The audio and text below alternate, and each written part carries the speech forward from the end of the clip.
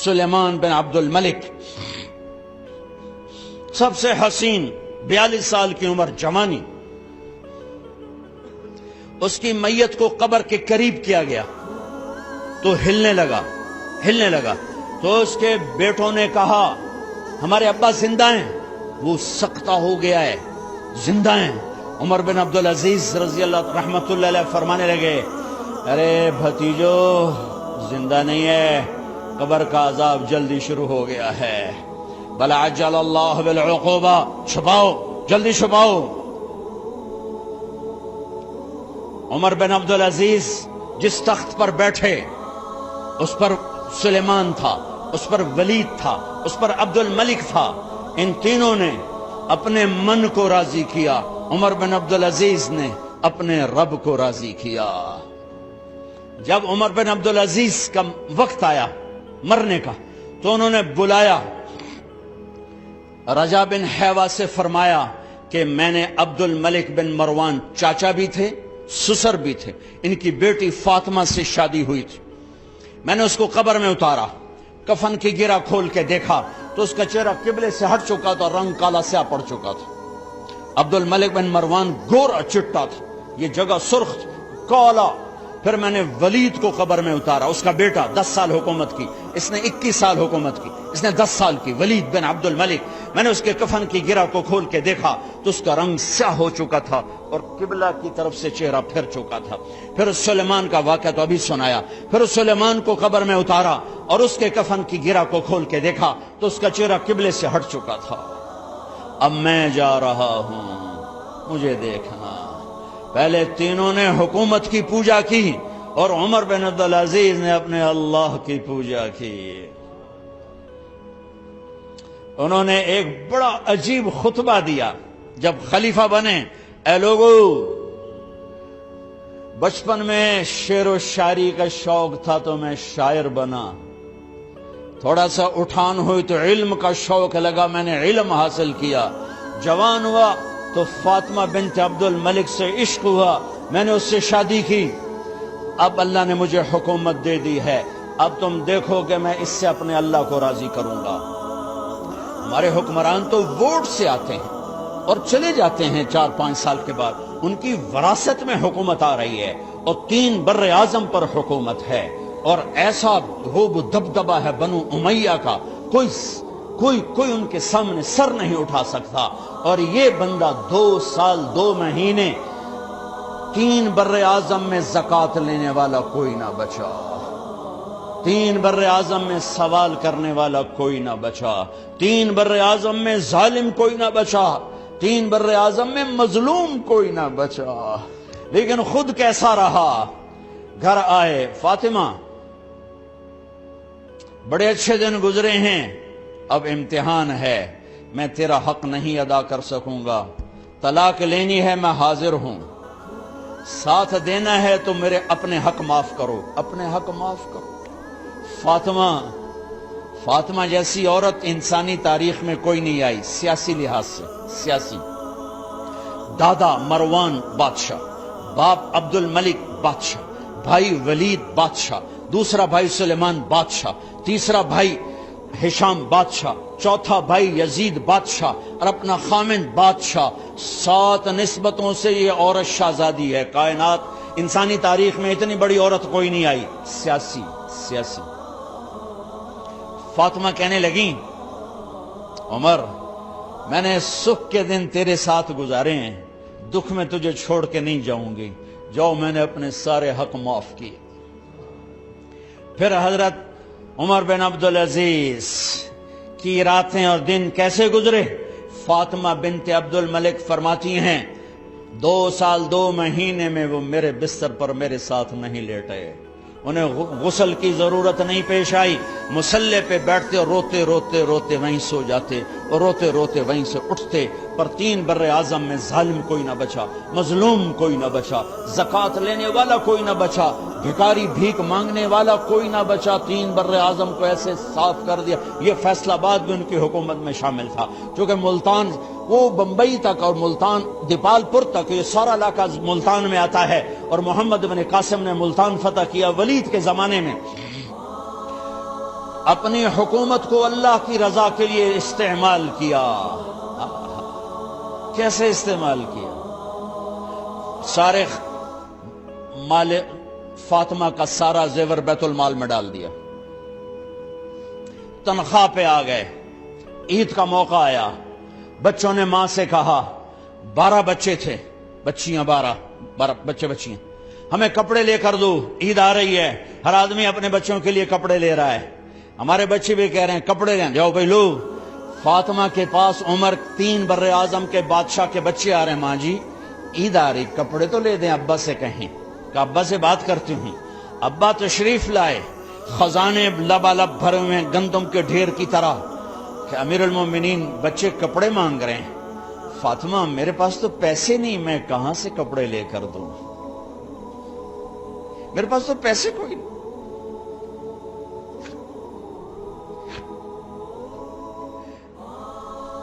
حضرت فاطمہ نے کہا پھر بچوں کا کیا کروں؟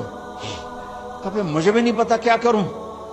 اس کے پہلے 3 حکمرانوں نے لوٹ مار کے بازار گرم کیے, ظلم و ستم کے پہاڑ توڑے, اور آج اسی خزانے پہ ایک شخص بیٹھا ہے جو اللہ کو راضی کرنے کے جھنڈے گاڑ رہا ہے. تو فاطمہ نے کہا آپ ایسا کریں, اگلے مہینے کی تنخواہ ایڈوانس لے لیں, اس سے میں اپنے بچوں کو کپڑے لے دیتی ہوں, اور گھر کا خرچہ میں مزدوری کر کے گھر کی روٹی چلا لوں گی. ارے اپنی تاریخ پڑھو, صرف ڈرامے نہ دیکھتے رہ جاؤ, صرف گانے نہ سنتے رہ جاؤ. اور بھی دکھ ہیں زمانے میں محبت کے سوا, راحتیں اور بھی ہیں وصل کی راحت کے سوا. انہوں نے اپنے بلایا وزیر خزانہ مزاحم, اپنا ہی غلام. ہاں بھائی مزاحم, ہمیں بچوں کے کپڑے چاہیے, تو اگلے مہینے کی تنخواہ ایڈوانس مل جائے. وہ کہنے لگے امیر المومنین آپ مجھے لکھ کر دے دیں کہ آپ 1 مہینہ زندہ رہیں گے, میں آپ کو تنخواہ دے دیتا ہوں. عمر بن عبدالعزیز سر جھکایا, اٹھے, گھر گئے. فاطمہ میرے بچوں سے کہہ دو کہ تمہارا باپ کپڑے لے کے نہیں دے سکتا. اپنی تاریخ تو دیکھو.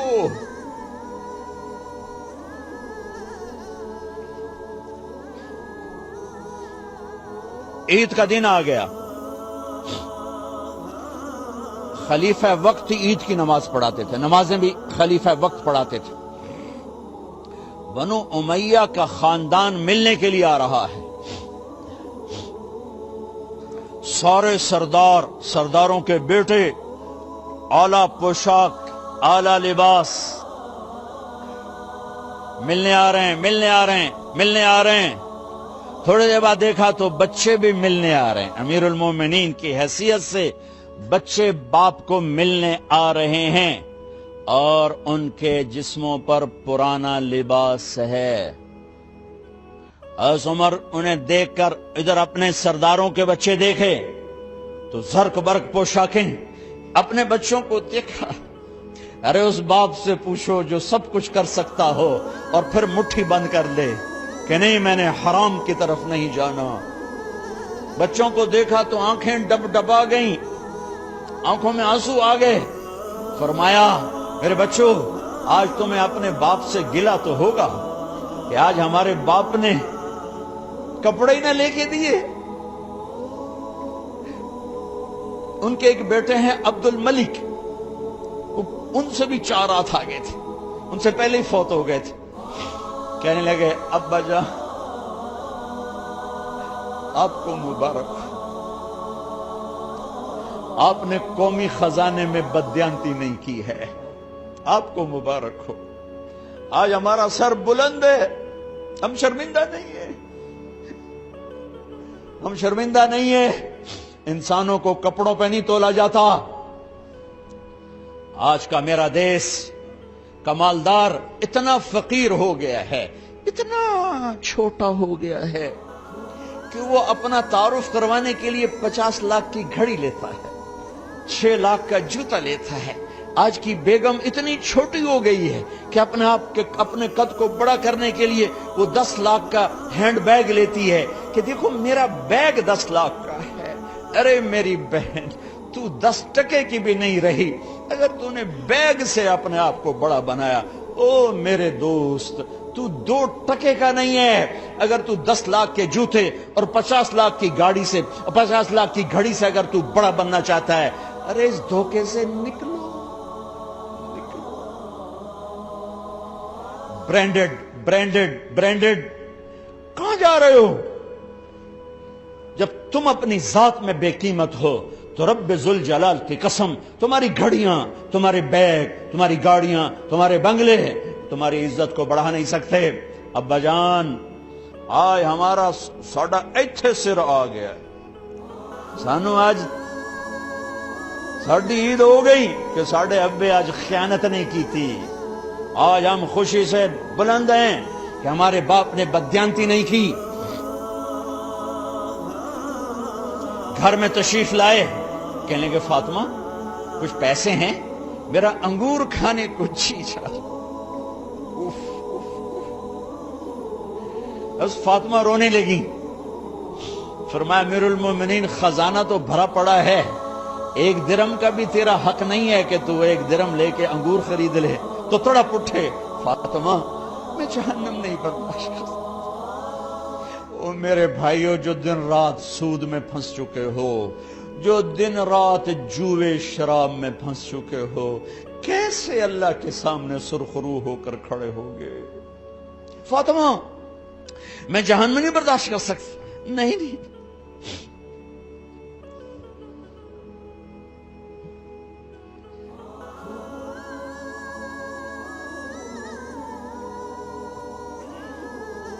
ایک رات گھر میں تشریف لائے، بچیاں، بیٹیاں، منہ پہ ہاتھ، کپڑا رکھا، دوپٹہ رکھا منہ پہ، اور بات کریں۔ آپ نے پوچھا ارے کیا ہوا تمہیں، یہ منہ پہ کپڑا کیوں رکھتے ہو؟ تو خاموش ہو گئی، لیکن گھر کی خادمہ رو پڑی۔ کہا امیر المومنین، آج آپ کی بیٹیوں نے کچا پیاز توڑ کے اس سے روٹی کھائی، سالن کوئی، ارے مسردی دال ہی کوئی نہیں ہے، پیاز، کچے پیاز نہ روٹی۔ آج ساڈا مزدور جڑا کوئی نہ کوئی چٹنی بنا بند ہے، 3 بر اعظم دے بادشاہ دیاں دھیاں ہے کچے وصلہ نہ روٹی بیٹھیاں کھاندیاں۔ اور میرے آج کا تاجر کہتا ہے جھوٹ نہ بولوں تو کاروبار کیسے، میرا افسر کہتا ہے رشوت نہ لوں تو گزارا کیسے کروں۔ تو عمر بن عبدالعزیز پھس پہ ہچکیوں کے ساتھ روئے کہ میری بچیوں، میں تمہیں بڑے اچھے کھانے کھلا سکتا ہوں اور میں جہنم کی آگ برداشت نہیں کر سکتا۔ بھائیو، اس بندے نے اپنے آپ کو ذبح کر دی، اللہ کو راضی کرنے کے لیے ذبح کر دی، اپنے ذات کو، اپنے جذبات کو، اپنے احساسات کو۔ جب گورنر ہوتے تھے نا تو حضرت فاطمہ کی ایک باندی تھی، ان سے انہیں عشق ہو گیا، تو اپنی بیگم سے کہتے یہ باندی مجھے گفٹ کر دو، وہ کہتی میں نہیں کرتی۔ جب یہ خلیفہ بنے کئی دفعہ ان سے کہتے مجھے ہدیہ کر دو، مجھے دے دو، وہ کہتے میں نہیں دیتی۔ جب یہ خلیفہ بنے تو ان کی بیگم نے اس باندی کو نہلایا، خوبصورت زیورات سے سجایا، عالی شان میک اپ کیا اور اس کا ہاتھ پکڑ کے لائی، امیر المومنین یہ آپ کی خدمت میں گفٹ ہے۔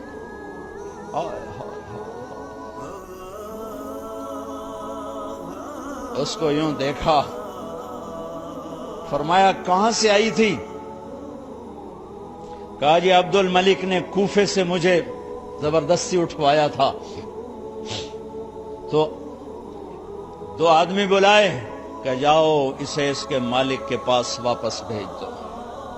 وہ کہنے لگی این وجدک علی یا امیر المؤمنین، امیر المؤمنین آپ کا عشق کہاں گیا جو میرے ساتھ تھا؟ تو عمر کی آنکھیں بھر آئیں، کہا وہ پہلے سے بھی زیادہ ہے، لیکن تمہیں اللہ کے لیے قربان کرتا، میں اپنے عشق کو اللہ کے لیے قربان کرتا۔ ہاں اب اللہ نے صلہ کیا دیا؟ جب انتقال ہونے لگا تو بلایا رجا کو، جو میں بات پہلے چھوڑ کے ادھر ان کی تھوڑی سیرت بتائی کہ رجا اب میں مرنے لگا ہوں۔ عبد الملک کالا ہو گیا تھا، ولید کالا ہو گیا تھا، سلیمان کالا ہو گیا تھا۔ یہ کیوں کالے ہوئے تھے؟ یہ بے نمازی نہیں تھے، بدکاری نہیں کرتے تھے، کسی کی طرف ان کی میلی آنکھ نہیں اٹھی کبھی۔ یہ ظالم تھے، ظالم انسانوں کا خون پیا، مال میں خیانت کی، اس پر اللہ نے چہرے پھیر دیے۔ آج عمر بن عبدالعزیز جا رہا ہے کہ دیکھو میں جا رہا ہوں، مجھے دیکھو میرے ساتھ کیا ہوتا ہے۔ ان کا انتقال ہوا، ان کی میت قبر کے کنارے رکھی گئی اور اب نیچے اتارنا ہے۔ سلیمان کی میت کو اتارنے لگے تو ہلنے لگا اور عذاب قبر پہلے شروع ہو گیا۔ عمر کی میت کو جب قبر کے قریب کیا گیا، ایسے ہوا کا جھونکا آیا، ایک پرچہ ایسے لہراتا ہوا یوں آیا، یوں آیا، یوں آیا اور عمر کے سینے پر گر گیا۔ لوگ کٹھے ہو گئے، پرچے کو کھول کے دیکھا گیا تو اس پہ لکھا تھا بسم اللہ الرحمن الرحیم، براءۃ من اللہ لعمر ابن عبد العزیز من النار۔ یہ پروانہ ہے اللہ کی طرف سے اس کے بندے عمر کے لیے کہ اسے جہنم سے نجات کی خوشخبری سنا دی جائے۔ آہا، مرنا ہو تو یوں مرو، اللہ ایسی موت دے دے۔ کہتے ہیں میں نے ان کو قبر میں اتارا، جب قبر میں اتارا تو کیا دیکھا؟ میں نے کفن کی گرہ کھولی تو چہرہ قبلے کی طرف فٹ اور یوں لگا جیسے 14ویں رات کا چاند قبر میں اتر آیا ہو۔ میرے بھائیوں بہنوں، اپنے اللہ سے صلح کر لو، اپنے اللہ سے صلح کر لو، اس کے محبوب مصطفیٰ صلی اللہ علیہ وسلم کی غلامی میں آ جاؤ، آ جاؤ، آ جاؤ۔